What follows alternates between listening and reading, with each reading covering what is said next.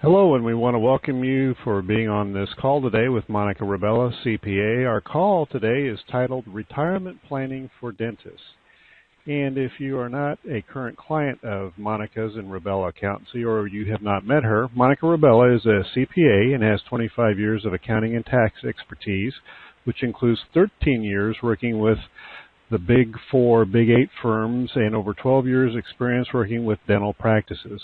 She is a past president of the Orange County Long Beach chapter of the California Society of CPAs and is a member of the AICPA. Monica has conducted training sessions for accounting firms as well as lectured on tax and business matters to the California Society of CPAs, UCLA Dental School, and the Orange County Dental Academy. She runs her own firm in Tustin, California, providing accounting, tax, and consulting services for over 300 businesses throughout California, specializing in dental offices and small businesses. Monica, welcome to the call. Thank you, Jeff. I appreciate that really nice introduction.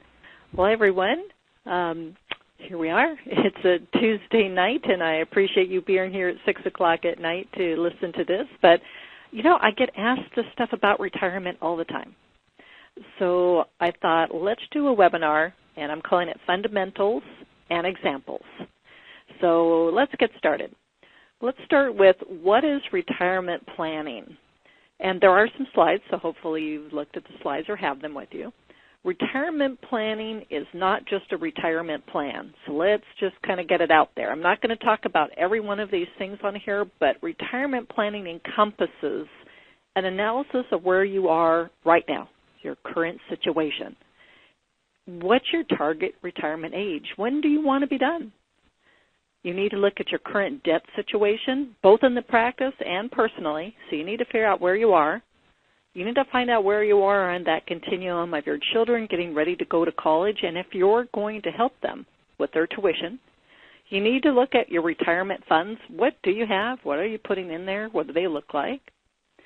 What do you have in your savings and your other investment accounts and your bank accounts? You know, where are you? Your lifestyle. So right now you're making good money. You're in the prime of your career. You know, you've got a lifestyle. Will you continue this in retirement?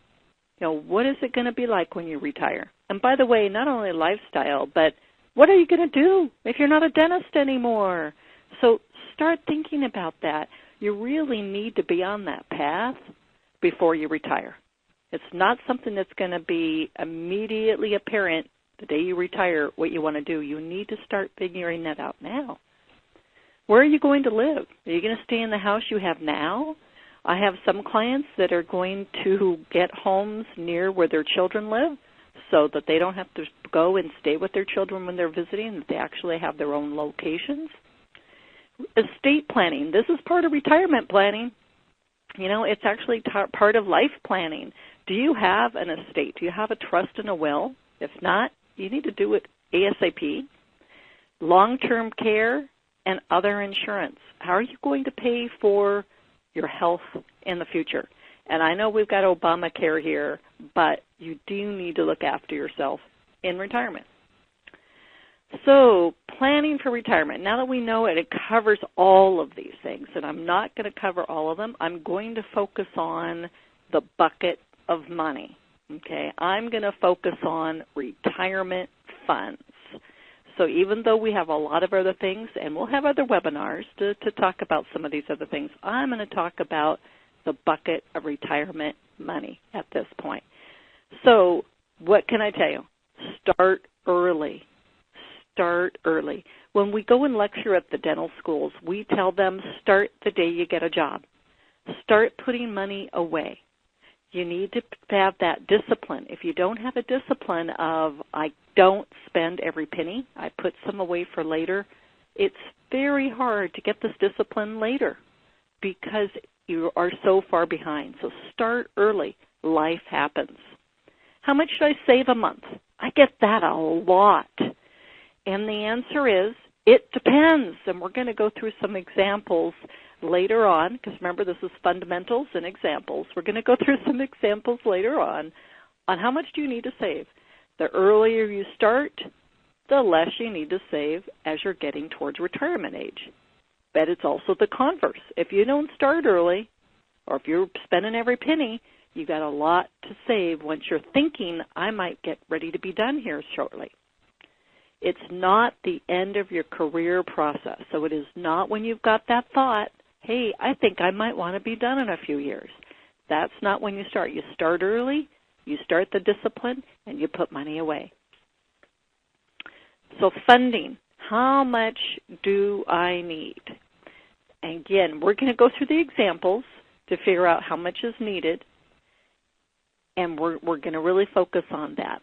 But I want to let you know it depends greatly on lifestyle. And was one of the things I mentioned as part of retirement planning, what kind of lifestyle do you want?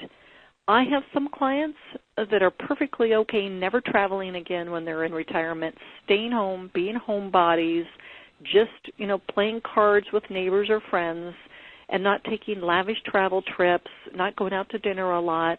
And I've got others that want the same lifestyle they have right now, the peak of their career, with a lot of travel, taking their family with them, having, a good time.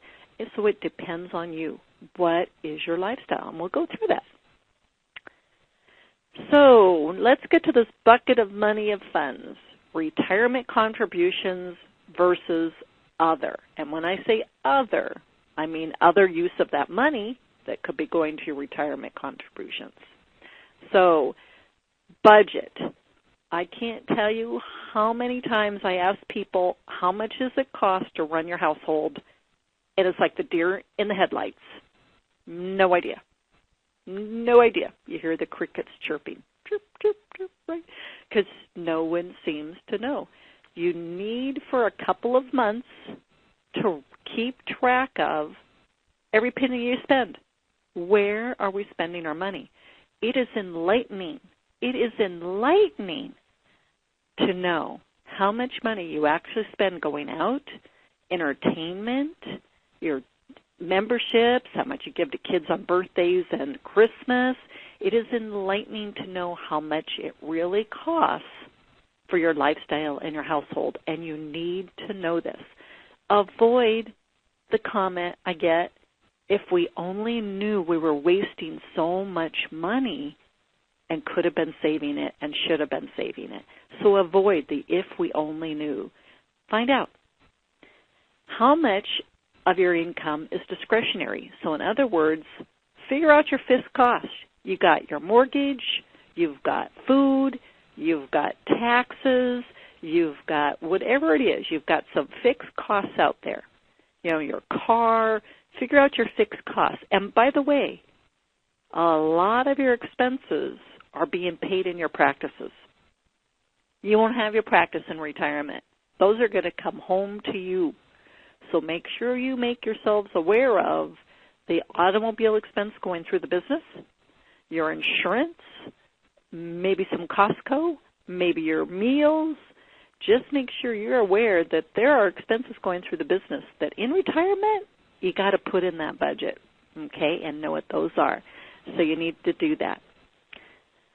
Separate accounts. People have asked me this before. Do we just put everything into a separate savings account or a bond or a CD and everything is in there that's discretionary and we do the retirement plan separately?